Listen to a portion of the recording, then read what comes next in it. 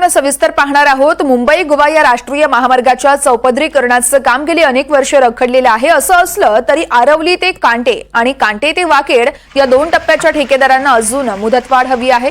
मात्र केंद्रीय रस्ते वाहतूक मंत्री नितीन गडकरी यांनी मुदतवाढ देण्यास स्पष्टपणे नकार दिलाय।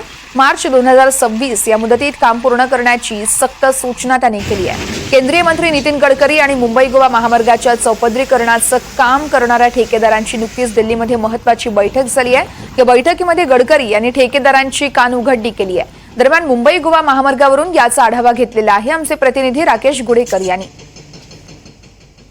मुंबई गोवा महामार्गाच्या कामासाठी आता नवीन डेडलाईन देण्यात आलेली आहे। मार्च 2026 अखेर हे काम पूर्ण करावं लागणार आहे।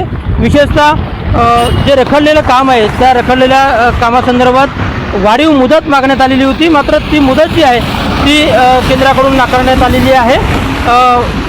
मुख्य जर आपण पाहायला गेलं तर आरवली ते कांटे आणि कांटे ते वाकेड अशा दोन जे महत्त्वाचे टप्पे जे आहेत ते टप्पे त्या टप्प्यातील काम जे आहे ते रखडलेलं आहे आणि या टप्प्यांसाठी वाढीव मुदत मागण्यात आलेली होती, मात्र केंद्रीय रस्ते वाहतूक विभागाकडून या दोन्ही टप्प्यांना मुदतवाढ नाकारण्यात आलेली आहे।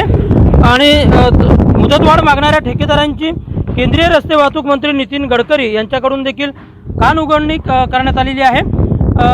कारण आपण जर पाहायला गेलं तर हे पूर्ण काम लांबल्याने अंदाजपत्रकापेक्षा जवळपास 30% कामाच्या रकमेत वाढ होणार आहे आणि दोन्ही टप्प्यांसाठी जवळपास प्रत्येकी 250 ते 300 कोटींची वाढीव निधी लागण्याची शक्यता आहे। आणि त्यामुळे या दोन टप्प्यातील काम जे आहे ते विशेषतः आता दिलेल्या मुदतीतच करावं लागणार आहे आणि त्यामुळे मार्च 2026 पर्यंत हे काम आता पूर्ण होतं का हे पाहणं महत्त्वाचं आहे। राकेश गुडेकर, NDTV मराठी, रत्नागिरी।